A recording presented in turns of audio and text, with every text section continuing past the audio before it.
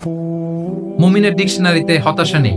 আমরা হতাশ হই না, আমরা নিরাশ হই না, আমরা ভরসা রাখি এক মহান সত্তার উপর। আওয়াজ করে বলুন, তিনি কে? শয়তানের মিশন হচ্ছে আমাদেরকে হতাশ বানানো। বিশ্বাসীদের ডিকশনারিতে হতাশা বলে কোনো শব্দ আছে? ফ্রাস্ট্রেশন আছে?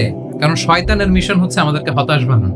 শয়তান আমাদেরকে আশাবাদী করতে চায় না, সে চায় আমরা যেন হতাশ হই। আমি ভুল করেছি, পাপ করেছি, অন্যায় করেছি, তো শয়তান সেই পাপের সাগরে আমাকে হাবুডুবু খাওয়াতে চায়, বলে আর অনেক ভুল হয়ে গেছে, অনেক দূর তুই চলে এসেছিস, আর আল্লাহ তোকে ক্ষমা করবে না, থাক এখানেই থাক, করতে থাক। এরকম শয়তান টেম্পটেশন দেয়, প্রভোকেশন করে। কিন্তু শয়তান জানে না যে আল্লাহর রহমতের দরিয়া কত বড়। শয়তানের মিশন হচ্ছে আমাদেরকে হতাশ বানানো। আর আল্লাহর বাণী আমাদের হৃদয়ে আশা জাগায়, আশাবাদী করে তোলে। আল্লাহর এই কিতাবের, কোরআনের প্রতিটি আয়াতে পরতে পরতে পাবেন আপনি মোটিভেশন, ইন্সপিরেশন। আল্লাহু আকবার। লা তাহজান ইন্নাল্লাহা মা'ানা। মনকে তুমি বুঝিয়ে বলো আল্লাহ আছেন আমার সাথে। এই বাক্যটি নিজের জীবনের জন্য, নিজের জীবনের সাথে সেট করে নেন। মনকে তুমি বুঝিয়ে বলো আল্লাহ আছেন আমার সাথে। বিপদে আপদে, আমাদের লাইফে আপস এন্ড ডাউনস থাকে, সব মুহূর্তে আমরা এই কথাটা খেয়াল করবো যে কেউ যদি আমাকে হেল্প করার জন্য নাও থাকে, এক মহান সত্তা আছে। তিনি কে?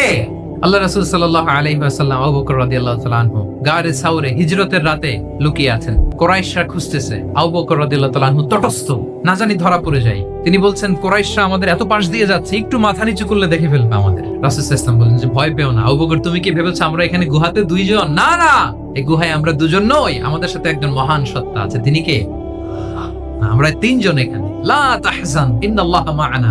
ভয় পেও না, হতাশ হয়ো না, নিশ্চয় আল্লাহ আমাদের সাথে আছে।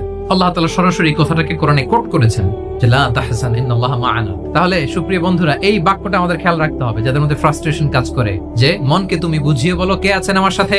আল্লাহ আছেন আমার সাথে। এরকম কোরআনের পরতে পরতে অনেক আয়াত পাবেন। লা তাইয়াসু মির রাউহিল্লাহ ইন্নাহু লা ইয়াইয়াসু মির রাউহিল্লাহি ইল্লাল কওমুল কাফিরুন। আল্লাহর রহম থেকে নিরাশ হয়ো না। কাফিররা ছাড়া কেউ আল্লাহর রহম থেকে নিরাশ হয়?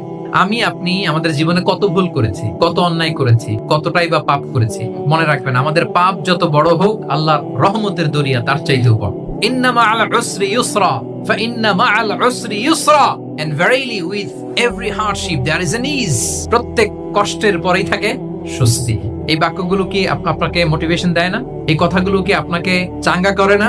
আপনার জীবনে ইন্সপিরেশন হয়ে আসে না এই কথাগুলো? ওয়ালা তাহিনু ওয়ালা তাহজানু ওয়া আনতুমুল আ'লাউনা ইন কুনতুম মুমিনিন। চিন্তা করো না, হতাশ হয়ো না, তোমাদেরই বিজয় হবে যদি তোমরা মুমিন হও। আল্লাহু আকবার।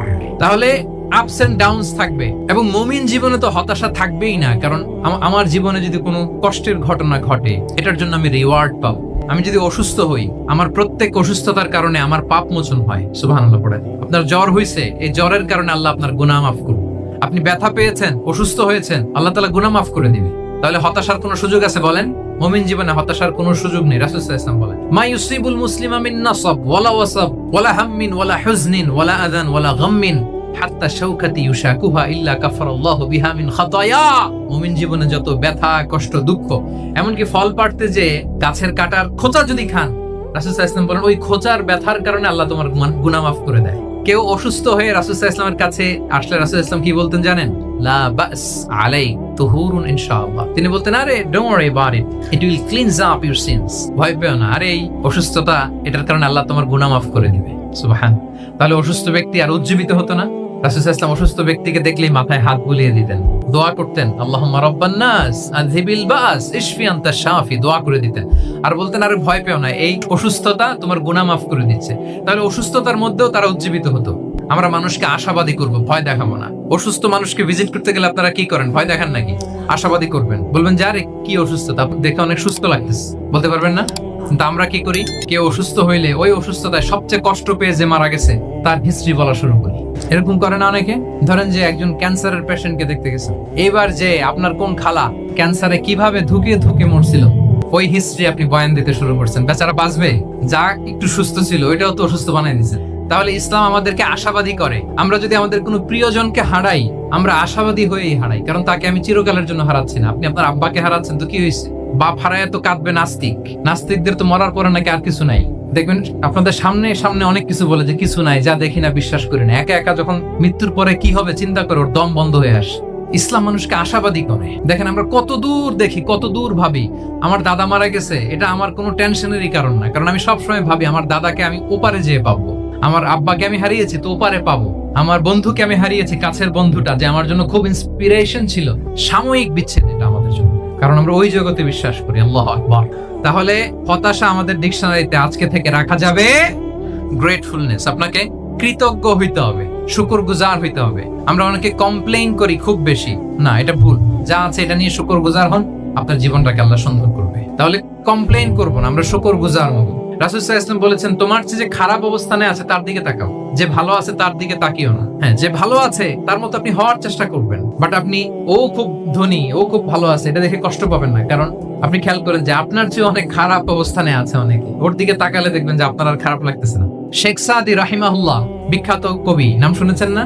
ওনার একবার পায়ে দেওয়ার মতো জুতা ছিল না, কি ছিল না। তো উনি একবার রাস্তা দিয়ে হাঁটতেছেন, হঠাৎ দেখেন এক লোকের দুইটা পাই নেই। শুকরগুজার হলেন, চিৎকার করে বললেন আলহামদুলিল্লাহ, যে আল্লাহ অনেক ভালো আছি, আমার জুতা নাই এজন্য মন খারাপ, ওর তো পাই নাই, এজন্য বেঁচে যে আছি এজন্যই আলহামদুলিল্লাহ। লা ইন শাকারতুম লা আযীদান্নাকুম ওয়া লা ইন কাফারতুম ইন্না আযাবি লাশাদীদ। আল্লাহ বলেন, যদি শুকরিয়া করো, শুকরগুজার হও, আমি আল্লাহ নিয়ামত বাড়িয়ে দেব। যদি নাশুকরি করো, জেনে রাখো আমার শাস্তি কঠিন। তাহলে বেঁচে যে আছি এজন্য কি করা উচিত? আপনি যে অবস্থানে থেকে খুশি না, ভাল লাগে না আপনার, যে হায় রে আমি তো লুজার, আমার কিচ্ছু নাই, আপনার এই অবস্থানে পৌঁছাটা অনেকের জন্য স্বপ্ন। মানে যেটা পেয়ে আপনি হ্যাপি না, কতটুকু হইতে পারাটা অনেকের কি স্বপ্ন। আপনাকে যদি জিজ্ঞেস করি, ভাই কি চান, কি লাগবে বলেন, কি চান? তা আপনি বলবেন যে শেখ আমি ধনী হইতে চাই, একটা ব্রাইট ক্যারিয়ার চাই, আমি টাকা চাই, আমি খ্যাতি চাই, ক্ষমতা চাই, এটা কত যে চাওয়ার ফিরিস্তি আমাদের। আপনি একটু একটা ক্যান্সার হসপিটালে জানতো, ক্যান্সারের 3rd স্টেজে চলে আসছে, ধুকে ধুকে লাস্ট স্টেজে চলে আসছে। আপনার তো অনেক কিছু চাই, আপনি ওকে একটু জিজ্ঞেস করেন যে ভাই আপনি কি চান? ও টাকা চায় না? ক্যান্সারের রোগী টাকা চাবে, খ্যাতি চাবে, ব্রাইট ক্যারিয়ার চায়, সে কি চায় বলেন তো? সে একটু বাঁচতে চায়। যে ভাই তুমি কি চাও? বলবে আমি কিছু চাই না, একটু বাঁচতে চাই। বার্ন ইউনিটে যদি কখনো যাওয়ার সুযোগ হয়, দেখবেন যে চিৎকার করে তারা, এত কষ্ট, এই দহনের কারণে এত কষ্ট, তারা চিৎকার করতে থাকে হসপিটালকে কাঁপিয়ে। আপনি ওকে একটু জিজ্ঞেস করবেন, ভাই কি চাও? বলেন তোর চাওয়াটা কি? ও শুধু বাঁচতে চায়। কিন্তু ওই বেঁচে থাকা নিয়ে তো আমাদের কোনো ফিলিংসই নাই। আমরা যে বেঁচে আছি এটা যে শুকরগুজার হওয়ার অনেক বড় একটা কারণ, আমরা এরকম করে ভাবিই না। বেঁচে থাকার কারণে আমরা কি পড়বো? তাহলে গ্রেটফুলনেস, আপনি যদি ইসলামিক লাইফস্টাইলে নিজেকে অভ্যস্ত করতে চান, আপনার যেমনি অপটিমিস্টিক হইতে হবে, এট দ্য সেম টাইম আপনাকে কি হইতে হবে? গ্রেটফুল হইতে হবে। আপনি যখন আল্লাহর উপর নিজেকে ন্যস্ত করেন, আপনি একটা ডিভাইন একটা প্রোটেকশনের ভেতরে থাকেন। বিশ্বাসীরা কি করে? আল্লাহর উপর ভরসা করে। ফাইদা আসামতা ফাতাওয়াক্কাল আলাল্লাহ। এমনকি ঘর থেকে বের হওয়ার সময় রাসূল সাল্লাল্লাহু আলাইহি ওয়াসাল্লাম আমাদেরকে বলেছেন, আল্লাহর উপর তাওয়াক্কুল করো, বিসমিল্লাহি তাওয়াক্কালতু আলাল্লাহ। এই তাওয়াক্কুল নিয়ে আমাদের অনেক মিসকনসেপশন আছে। আমাদের মধ্যে একটা প্রবণতা আছে, অনেকে বলে যে যা হবে হবে, আল্লাহ ভরসা। যে যা হবে হবে, কি ভরসা? যা করে আল্লাহ, আল্লাহ ভরসা। এটা it's not the concept of তাওয়াক্কুল। এটা তাওয়াক্কুল নয়। ইসলামে তাওয়াক্কুল is always at the second step. The first step is your effort. প্রথমে আপনি চেষ্টা করবেন, এরপরে আপনি আল্লাহর উপর তাওয়াক্কুল করুন। কিছু না করে যদি বলেন আমি আল্লাহ ভরসা, এটা আল্লাহ ভরসা হয়েছে? এটা আপনার মন গড়া একটা কথা হয়েছে, কিন্তু এটা তাওয়াক্কুল হয়? আমাদের অনেকে অলসতা, অকর্মণ্যতা, অপারগতা, হীনমন্যতা এগুলোর তাওয়াক্কুল বানায় ফেলেছে। হাত গুটায় বসে থাকবে, কাজ করবে না, অলস, আর বলে কি আল্লাহ ভরসা। রিজিকের মালিক আল্লাহ, কিছু করবে না আর বলে আল্লাহ ভরসা। প্রিয় ভাইরা, রাসূল সাল্লাল্লাহু আলাইহি ওয়াসাল্লাম তিনি অলসতা, অকর্মণ্যতা, হীনমন্যতা, কাপুরুষতা, ভীরুতা এগুলো থেকে আল্লাহর কাছে পানাহ চেয়েছেন। নিজের সাধ্যের সবটুকুন তিনি করেছেন, তারপরে আল্লাহ ভরসা করেছেন। এবং পাখিকে ইসলামে তাওয়াক্কুলের মডেল বানানো হয়েছে। রাসূল সাল্লাল্লাহু আলাইহি ওয়াসাল্লাম বলেন, লাউ আন্নাকুম তাতাওয়াক্কালুনা আলাল্লাহি হাক্কা তাওয়াক্কুলি লা রাযাকাকুম কামা ইয়ারযুকুত তুয়ুর তাগদু খিমাসান ওয়া তারুহু বিতানা। মানে তোমরা যদি পাখির মতো তাওয়াক্কুল করো, তাহলে পাখিকে আল্লাহ যেমন রিজিক দেয়, তোমাদেরকেও রিজিক দেবে। পাখি কি করে বলেন তো? প্রতিদিন সকালবেলায় ওর ঘরের ভিতরে বসে বলে যে আল্লাহ ভরসা। বরঞ্চ কি করে সে? সকাল সকাল কিচির মিচির রবে দিক দিগন্ত মাতিয়ে সে বের হয়ে যায়, সারাদিন ঘুরতে থাকে। তাহলে খালি পেটে সকালবেলায় পাখিগুলো বের হয়ে যায়, আকাশে বাতাসে ছুটে বেড়ায়, আর বিকেল বেলায় ওদর পূর্তি করে প্রতিটা পাখিকে তার নিড়ে ফিরিয়ে দেয় কে? তো পাখি কিন্তু বসে থাকে না। সকালে কি করে? খালি পেটে পাখিগুলো বেরিয়ে যায়, ওরা ওদের রোল প্লে করে, চেষ্টা করে। এরপরে বিকেল বেলা ওদর পূর্তি করে তাদেরকে নিড়ে ফিরিয়ে দেয় কে? আপনি হাত গুটিয়ে বসে থেকে বললেন আল্লাহ ভরসা, এটা হয়েছে? আপনি আপনার সর্বোচ্চটুকুন চেষ্টা করবেন, সব করার পরে এরপরে আপনি বলবেন আল্লাহ ভরসা। তাহলে তাওয়াক্কুল হলো প্রথমে যে কোনো জিনিস অ্যাচিভ করার জন্য পরিকল্পনা করা, তারপর সে পরিকল্পনা বাস্তবায়নের উপায় বের করা, তারপর বিভিন্ন উপায় উপকরণের সাহায্য নিয়ে সেটা অ্যাচিভ করার জন্য প্রাণান্তকর প্রচেষ্টা চালিয়ে যাওয়া, অবশেষে ফলাফলের জন্য কার উপর নির্ভর করা। এখন আমি কিছুই করলাম না, বললাম যে যা করে আল্লাহ, তাওয়াক্কুল হয়েছে তো না? আমাদের সমাজে দুইটা ধারণা, কেউ কেউ বলে আরে আমিই তো সব করব, তাওয়াক্কুলের দরকার কি? অ্যাবসলিউটলি রং। আবার অনেকে মনে করে আল্লাহই সব করে দিবে, এটাও অ্যাবসলিউটলি রং। তাহলে তাওয়াক্কুলের মেকানিজম হচ্ছে আমার সাধ্যের সবটুকুন আমি করব, তারপরে আল্লাহ সাহায্য আসবে, সেজন্য আমি তাওয়াক্কুল করব। আপনারা মুসা আলাইহিস সালামের ঘটনা জানেন, উনি যখন বনি ইসরাইলকে নিয়ে লোহিত সাগরের সামনে আসলেন, ফেরাউন তার সৈন্য নিয়ে ধাওয়া করলো, আল্লাহ তাআলা সাথে সাথে কি রাস্তা বানাই দিলেন নাকি সাগরের মাঝখানে? না, আল্লাহ বললেন আনিদ্রিব বিআসাকাল বাহর, লাঠি দিয়ে একটা বাড়ি মারো সাগরে। মুসা আলাইহিস সালাম বাড়ি না মারলে তো আল্লাহ রাস্তা বানাতে পারতেন না? না পারতেন, কিন্তু এটা তাওয়াক্কুলের মেকানিজম নয়। ওনাকে বলেছেন বাড়ি মারো, উনি লাঠি দিয়ে বাড়ি মারলেন, বিশাল রাস্তা হয়ে গেল। মারিয়াম আলাইহিস সালাম যখন ঈসা আলাইহিস সালামকে ডেলিভারি করলেন, ক্লান্ত শ্রান্ত ক্ষুধার্ত, কি খাবেন? আল্লাহ তাআলা বললেন ওয়াহুজ্জি ইলাইকি বিজিযিন নাখলাতি তুসাকিত আলাইকি রুতাবান জানিয়া, মানে মারিয়াম একটু কষ্ট করে উঁচু হয়ে পাশে একটা খেজুর গাছ আছে, ওটা ডাল ধরে টান দাও, টসটসে পাকা খেজুর পড়বে নিচে, ওটা খাও। উনি টান না দিলে আল্লাহ এমনি অটোমেটিক্যালি পাঠাতে পারতেন না খেজুর? তাহলে এই পৃথিবীর সিস্টেম হচ্ছে আপনাকে কষ্ট করতে হবে, আপনার রোলটা আপনাকে প্লে করতে হবে। ইসলামে তাওয়াক্কুল is always at the second step, the first step is your effort. আপনাকে চেষ্টা করতে হবে, তারপরে আপনি তাওয়াক্কুল করবেন, তাহলে এটা প্রপার তাওয়াক্কুল হবে। তাহলে এখন থেকে হাত গুটিয়ে বসে থেকে আল্লাহ ভরসা বলবেন, আমরা এটা ভুল করে ফেলি। রাসূল সাল্লাল্লাহু আলাইহি ওয়াসাল্লাম, ওনার কাছে আল্লাহ সাহায্য আসতো, জিবরিল আলাইহিস সালাম আসতো, তারপরেও কখনো তিনি নিজের ভাগ্য আল্লাহর হাতে ছেড়ে দিতেন না। আমাদের মতো যা করে আল্লাহ ভরসা বলে কখনো নিজের ভাগ্য আল্লাহর হাতে ছেড়ে দিতেন, বরং নিজের সাধ্যের সবটুকুন দিয়ে তিনি চেষ্টা করতেন। তারপর তিনি ভরসা করতেন কার উপর? আপনি হিজরতের ঘটনাটা দেখেন। আল্লাহ যেদিন বললেন যে আজ রাতেই তুমি আর আবু বকর হিজরত করো, রাসূল সাল্লাল্লাহু আলাইহি ওয়াসাল্লাম ওই দিন দুপুর বেলা আবু বকর রাদিয়াল্লাহু তাআলা আনহুর ঘরে গেলেন। তিনি কখনো দুপুর বেলা বেরোন না, তিনি কখনো মাস্ক পরে বেরোতেন না। সেদিন তিনি মাস্ক পরে বেরোলেন, খারাজা মুতাকান্নিয়ান, মুখ ঢেকে বেরোলেন। আবু বকর রাদিয়াল্লাহু তাআলা আনহুর ঘরে যেয়ে বলেন, আবু বকর আখরিজ মান ফিল বাইত, ঘরে যারা আছে বের করে দাও, প্রাইভেট আলাপ আছে। আবু বকর রাদিয়াল্লাহু তাআলা আনহু বলেন, ইয়া রাসূলুল্লাহ, আসমা আর আয়েশা একজন তো আপনার পরিবার, আর একজন তার বোন, আমরাই তো। বলেন রাসূল সাল্লাল্লাহু আলাইহি ওয়াসাল্লাম আশ্বস্ত হলেন, বললেন যে আজ রাতেই আমরা হিজরত করব, আজ রাতেই। মক্কা থেকে মদিনা হচ্ছে উত্তর দিকে। কোন দিকে? তিনি মক্কা থেকে মদিনায় হিজরত করবেন উত্তরে, কিন্তু তিনি বের হলেন দক্ষিণ দিক দিয়ে, শত্রুর চোখে ধুলি দেওয়ার জন্য। দেখেন, দিনের বেলা বেরোলেন না, রাতে বেরোলেন। দেখেন, একটার পর একটা প্রিকশন। দুপুরে বেরোলেন, চেহারা ঢেকে বেরোলেন, প্রাইভেসি মেনটেন করলেন, ডেস্টিনেশন এদিকে বের হলেন, এই দিক দিয়ে সবার চোখের অন্তরালে।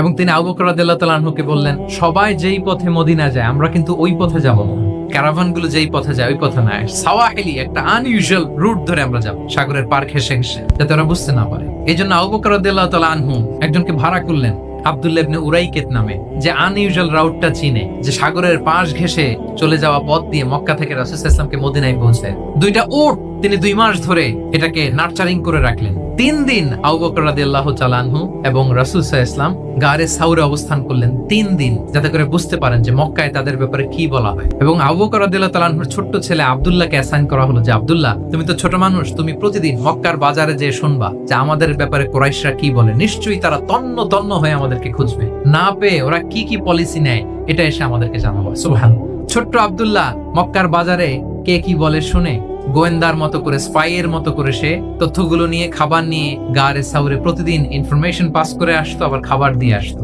আচ্ছা বলেন তো, এই ছোট্ট আব্দুল্লাহ যেই পথে যায়, মরুভূমির উপরে তার ফুটপ্রিন্ট আছে না, আব্দুল্লাহর ফুটপ্রিন্ট।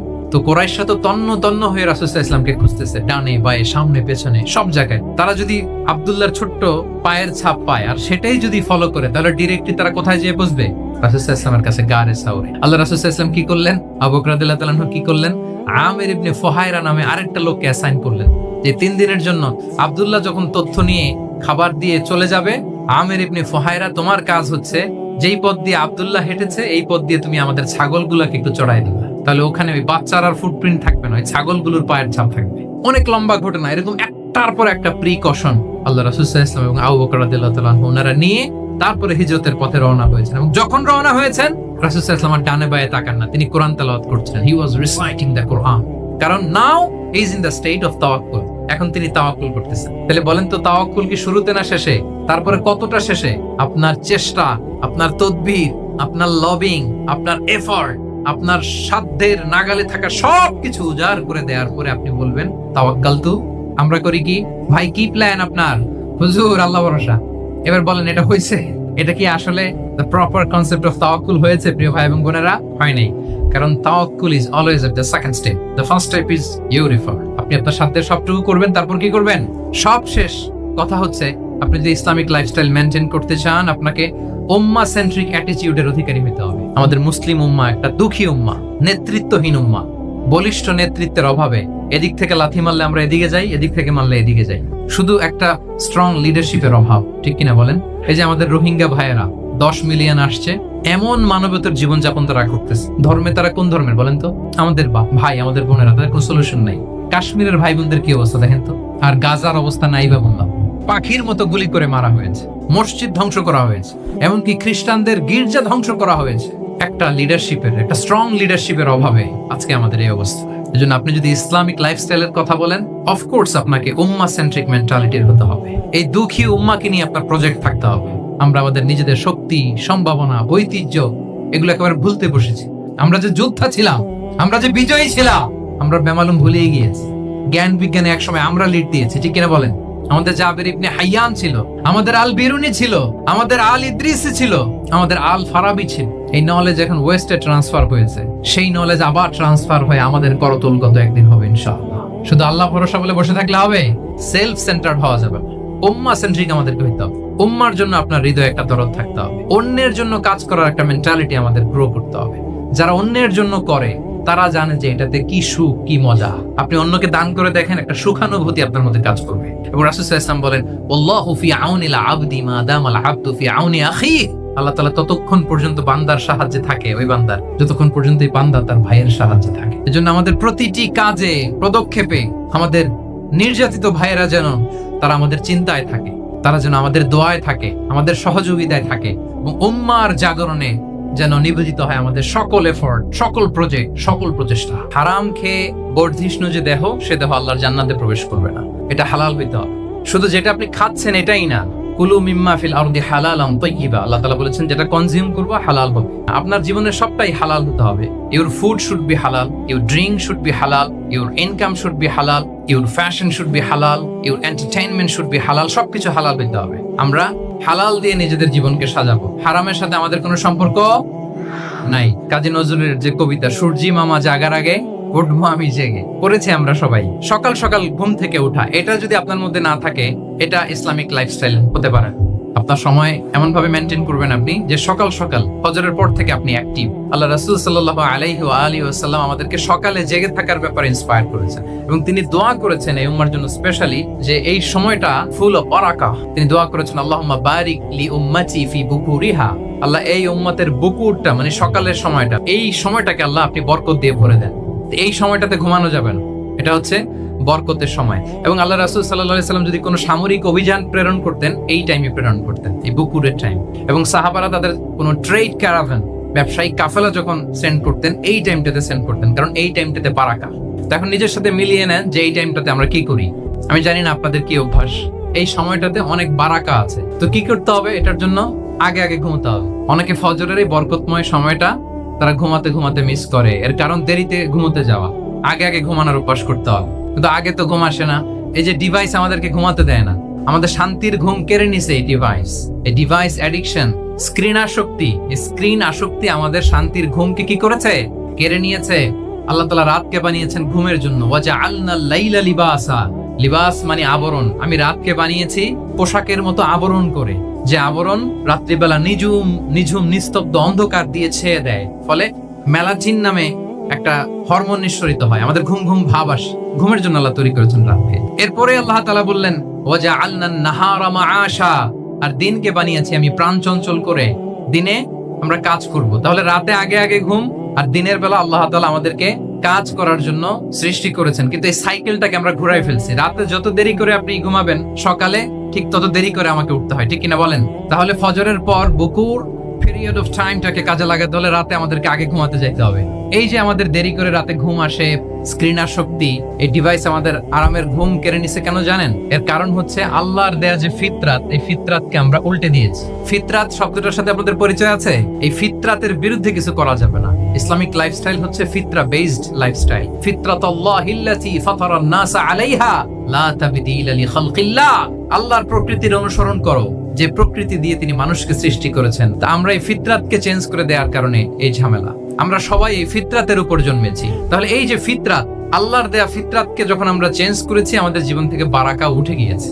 ফিতরাতকে যদি আরো সহজ করে আমি আপনাদেরকে বুঝাই, তাহলে ফিতরাত হচ্ছে যা কিছু স্বাভাবিক, যা কিছু কল্যাণকর, যা কিছু ভালো, তাই ফিতরাত। এই রজব মাসের 26 তারিখ দিবাগত রাত্রে আল্লাহ রাসূল সাল্লাল্লাহু আলাইহি ওয়াসাল্লাম ঊর্ধ্ব জগতের একটা ভিজিটে গিয়েছিলেন, আমরা জানি না সবাই। সো মেরাজ রজনীতে জিবরিল আলাইহিস সালাম ওনাকে 2টা পেয়ালা দিলেন। তিনি বললেন উচিতু বি ইনাআইন, আমাকে 2টি পেয়ালা দেয়া হলো, ফি আহাদিহিমা লাবান ওয়া ফিল আখারি খাম, এক পেয়ালায় ছিল দুধ, আরেক পেয়ালায় ছিল মদ। ফা আখাযতু লাবান ওয়া শারিবতু, যখন 2টা অপশন দেয়া হলো, 2টা পেয়ালা, আমি দুধের পেয়ালাটা নিলাম এবং সেটা পান করলাম। তখন জিবরিল আলাইহিস সালাম বললেন আসাবতাল ফিতরা, মানে you are guided to the ফিতরা, আপনি সঠিকটাই নিয়েছেন, যেটা ফিতরা, যেটা নেওয়া উচিত আপনি ওইটাই নিয়েছেন। মূল্যবোধকে ধ্বংসের যত আয়োজন দরকার সব সেটআপ চারদিকে আছে। আল্লাহর ফিতরাতকে ধ্বংস করে দেওয়ার শয়তানি সব আয়োজন আমাদের চারিদিকে, বাট আপনাকে রাইট থিংটা চুজ করতে হবে। তাহলে রাসূল সাল্লাল্লাহু আলাইহি ওয়াসাল্লামকে দুধ দেয়া হলো, মদ দেয়া হলো, তিনি নিলেন দুধের পেয়ালা। তাহলে এটা হচ্ছে ফিতরাত। এভাবে সবকিছু চেঞ্জ করে দেওয়া হয়েছে, সবকিছু, আমাদের লাইফস্টাইল চেঞ্জ করে দেওয়া হয়েছে, আমাদের ফুড হ্যাবিট চেঞ্জ করে দেওয়া হয়েছে, আমাদের খাদ্যাভ্যাসের মধ্যে পরিবর্তন। দেখবেন যে এখন আমরা যা খাই, আগে কিন্তু এটা খাইতাম না, এখন আমরা প্রসেসড ফুড খাই। আপনারা জেনে থাকবার কথা যে ল্যাবে তৈরি মাংস দেখেছেন নাকি আপনারা? প্রাকৃতিক মাংসের কোনো ছিটে ফোটা নেই, কিন্তু এটা গরুর মাংস হয়ে গেছে, ওইটা মানুষ খাচ্ছে। এবং এটার প্রভাব পড়েছে আমাদের শিশুদের মধ্যেও। দেখবেন যে শিশুরা সবজি খেতে চায় না। আমার তো 2 মেয়ে আছে, আমি তো দেখি বাসায় আমাদের এখনকার বাচ্চাদেরকে ভেজিটেবলস দিলে খায় না, মাছ দিলে খায় না, অর্গানিক ভালো ভালো খাবার দিলে শাকসবজি খায় না। কি খাবে জানেন? সসেস খায়, সসেস, হটডগ খায়। ওই যে আপনি অর্ডার দিয়ে বার্গার এনে দিবেন, পিৎজা এনে দিবেন, ওইটা খাবে। তারপর ইনস্ট্যান্ট নুডলস খাবে, স্যুপ খাবে, ফ্রোজেন যত মিল আছে এগুলা খাবে। তো বলেন, আজ থেকে 30 বছর আগে আমাদের বড়রা কিংবা আমাদের শিশুরা, আমরা কেউ কি এই খাবার খেয়েছি? বলেন তো, আওয়াজ করেন, খেয়েছি কেউ? কেন আমরা ইসলামিক লাইফস্টাইল নিয়ে কথা বলছি এখন? কারণ আমাদের পুরো সিস্টেমটাই, আমাদের পুরো ফিতরাতটাই ওরা চেঞ্জ করে দিয়েছে। তারপর ডিভাইস ছাড়া বাচ্চারা খেতে চায় না, কার্টুন দেখে দেখে খাওয়াতে হয় ওদের। আচ্ছা বলেন তো, আজ থেকে 30 বছর পেছনে ব্যাক টু দ্য হিস্ট্রিতে যদি আমরা যাই, 70-এর দশকে, 80-র দশকে গ্রামের কথা, একটা পল্লীর কথা আপনি একটু চিন্তা করেন তো। রাত 8টার দিকে, 9টার দিকে আপনি ওই গ্রামের কাউকে খুঁজে পাবেন? আমাদের এখন ট্যাবলেট খাওয়া লাগে না ঘুমের জন্য? কিন্তু আজ থেকে বেশি দূরে না, 30 বছর আগের একটা গ্রামীণ পরিবেশের রাত 8টার পরিবেশ হচ্ছে সবাই ঘুম। আপনি তো ঘুমাতে যান রাত 2টায়, আর আজ থেকে 30 বছর আগে আমার বাংলাদেশের একটা গ্রামীণ পরিবেশের রাত 8টার দিকে সবাই ঘুম। আমরা এখন যে টাইমটাতে ঘুমোতে যাই, ওই সময় ওনাদের অর্ধেক ঘুম শেষ। ওনারা যে সুখ করে গেছে তা আমরা চোখেও দেখিনি। আমার দাদা পরদাদারা যে সুখে লাইফ লিড করেছে তার অর্ধেকও আমরা করতে পারি। তারাই আসলে শান্তির, সুখের, আনন্দের সময়টা তারা কাটিয়েছে। লাজুকতা হারিয়ে যাচ্ছে। লাজুকতা, লজ্জা শরম থাকা, এটা যে কত বড় নেয়ামত, যেই জাতি একবার এটা হারিয়ে ফেলে আর কোনো কিছু দিয়ে, জোড়াতালি দিয়ে এটা তারা রিভাইভ করতে পারে। শিশু মোহাম্মদ চলে গেল সেই বনু সাআদে। ছোট্ট মোহাম্মদ কাঁদে না, কাঁদে না কখন, ক্ষুধা লাগলেও কাঁদে না, ব্যথা পেলেও কাঁদে না। কিন্তু ছোট্ট মোহাম্মদের প্রাইভেটস এর জায়গা থেকে কাপড়টা যখন সরে যেত, শিশু মোহাম্মদ কেঁদে দিত। সুবহানাল্লাহ। শালীনতা, ইদা আলাম তাস্তাহি ফাসনা মা শি'তা। রাসূল সাল্লাল্লাহু আলাইহি ওয়াসাল্লাম বলেছেন, যদি তোমার লজ্জা শরম না থাকে, লজ্জা শরমের মাথা যদি তুমি খাও, তুমি সব করতে পারবা, তোমাকে দিয়ে সব সম্ভব। আইডিয়া হাজির করা হচ্ছে যে নারী যত বেশি নগ্ন হতে পারে সে তত বড় সাহসী নারী, যে নারী নিজেকে যত এক্সপোজ করবে সে তত বড় সাহসী নারী। এই তকমা তাকে দেয়া হচ্ছে। এটা টোটাল কমপ্লিট শয়তানের একটা মিশন। শয়তানের প্রথম মিশন হচ্ছে বনি আদমকে বিবস্ত্র করা। আল্লাহ তাআলা আদম আলাইহিস সালাম, হাওয়া আলাইহিস সালামকে বলেছিলেন যে নিষিদ্ধ গাছ যেও না, খেও না। শয়তানের প্ররোচনায় খেয়ে ফেলেছিলেন, সাথে সাথে জান্নাতের পোশাক খুলে ফেলেছে। তার মানে শয়তানের প্রথম মিশন হচ্ছে মানুষকে কি করা? নগ্ন করা। তাহলে আমাদের বোনদেরকে এমন ভাবে তাদের সামনে উপস্থাপন করা হচ্ছে, প্ররোচিত করা হচ্ছে এবং বলা হচ্ছে নগ্নতার পথে যে বেশি হাঁটে সে নাকি তত সাহসী নারী। নাউযুবিল্লাহি মিন যালিক। তাহলে এই যে মানব জাতিকে বস্ত্রহীন করা, এটা শয়তানের একটা মিশন। যে ঘরে প্রথমে কন্যা জন্মায়, খায়রুকুম মান বুখিরা বিল উনসা, সে ঘরটাকে আল্লাহ তাআলা বরকতময় করে দেয়। 2 সন্তান তো 2 জান্নাতের দরজা ওপেন। 2 কন্যা সন্তান, 3 কন্যা সন্তান তো 3টা জান্নাতের দরজা ওপেন। সুবহানাল্লাহ। স্ত্রী হয়ে যখন ঘরে যাবে, যে ব্যক্তি তার স্ত্রীর কাছে সেরা, পরিবারের কাছে সেরা, সে সবার কাছে সেরা, সে আল্লাহর কাছে সেরা। এবং কোন মা যদি সন্তান জন্ম দিতে যে মারা যায়, কিয়ামতের দিন আল্লাহ তাআলা ওই মাকে শহীদদের কাতারে দাঁড় করাবেন। আর যদি সেফলি সন্তান ভূমিষ্ঠ হয়, আল্লাহ বলে মায়ের পায়ের নিচে ওই সন্তানের বেহেশত। কিভাবে নারীর স্ট্যাটাস, মর্যাদাকে ইসলাম বাড়িয়েছে। নারীদের জন্য পৃথিবীটা নিরাপদ হোক। ইসলাম চায় নিজ গৃহে বা কর্মক্ষেত্রে নারীরা নিরাপদ থাক। ইসলামের যত ভ্যালিউজ আছে, যত রুলস এন্ড রেগুলেশন আছে, এটা আমাদের ভালোর জন্য, মানব জাতির কল্যাণের জন্য। তাহলে এই অশ্লীলতা থেকে আমাদের যোজন যোজন দূরে থাকতে হবে। আমি যদি আরো ডিপে যাই, দেখেন এই যে প্রত্যেকের হাতে এক একটা করে পর্ন হাব হয়ে গেছে, হয়েছে না? পর্নোগ্রাফির শয়লাভ, বিকৃত যৌনাচারের শয়লাভ। এখন নতুন নামে, নতুন মোড়কে LGBTQ নামে আমাদের সমাজে নানা মোড়কে আমাদের সামনে উপস্থাপন করা হচ্ছে। এই যে ট্রান্সজেন্ডারিজম নাম শুনছেন না? নিজের দেহ কাটাকাটি করে দিব্যি পুরুষ, 4 সন্তানের বাবা, এখন হঠাৎ করে বলে যে আমি মনে মনে নারী, তো সোসাইটি যেন আমাকে নারী স্বীকৃতি দেয়। বায়োলজিক্যালি দিব্যি নারী, 3 সন্তানের মা, এখন বলে যে এখন আমি মনে মনে ভাবতেছি পুরুষ, তো আমাকে পুরুষ হিসেবে তুমি কনসিডার করো। আল্লাহর দেয়া ফিতরাত, এই যে বলছি উল্টায় ফেলতেছে, এই ফিতরাতকে ধ্বংস করার সবচেয়ে জঘন্যতম এই নতুন যেটা বাজারজাত করা হচ্ছে যে আইডিওলজি, এটা হচ্ছে ট্রান্সজেন্ডারিজম। আল্লাহ তাআলা আমাদের সবাইকে কথাগুলো বোঝার ও আমল করার তৌফিক দান করুন।